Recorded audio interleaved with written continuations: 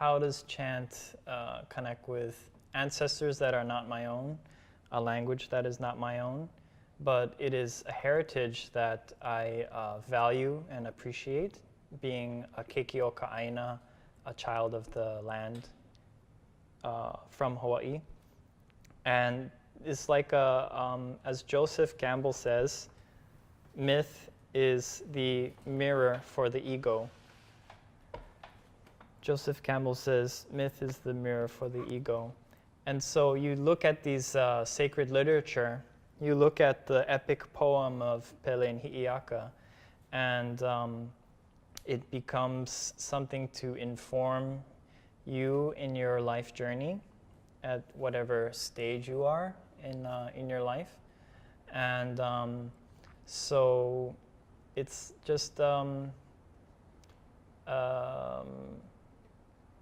guess, a shared heritage, along with my Japanese ancestry and the Japanese language.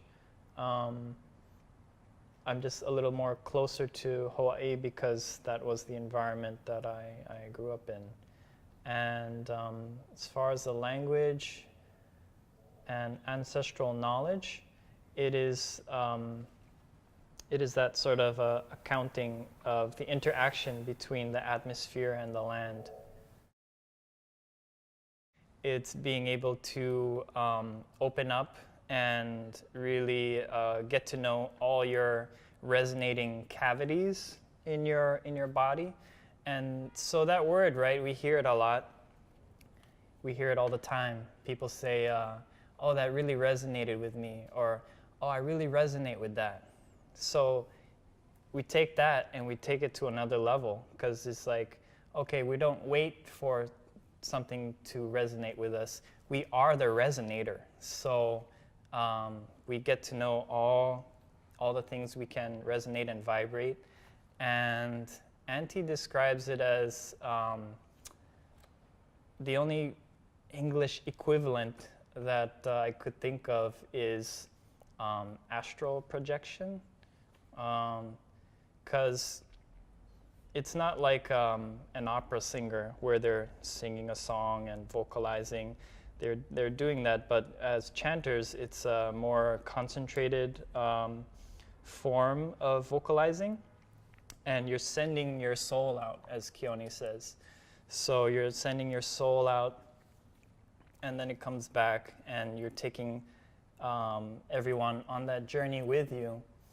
And I've been trying to catch up with this scientist, controversial scientist, Rupert Sheldrake, and I think he's the closest sort of explanation that I could find. He said that, Sheldrake says, rituals have a kind of deliberate and conscious evocation of memory right back to the first act.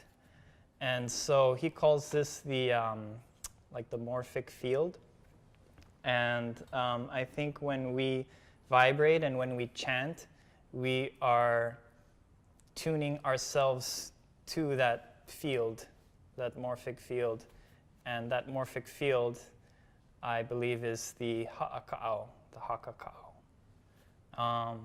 So that's my understanding of what, if I want to explain what we're doing to someone who has no idea, it's like, no, we're not just making all these weird sounds with our mouth. Yes, we're doing that, but the greater mechanics of what's happening is that we are being the resonator to connect to that field, to connect to that ha'aka'au,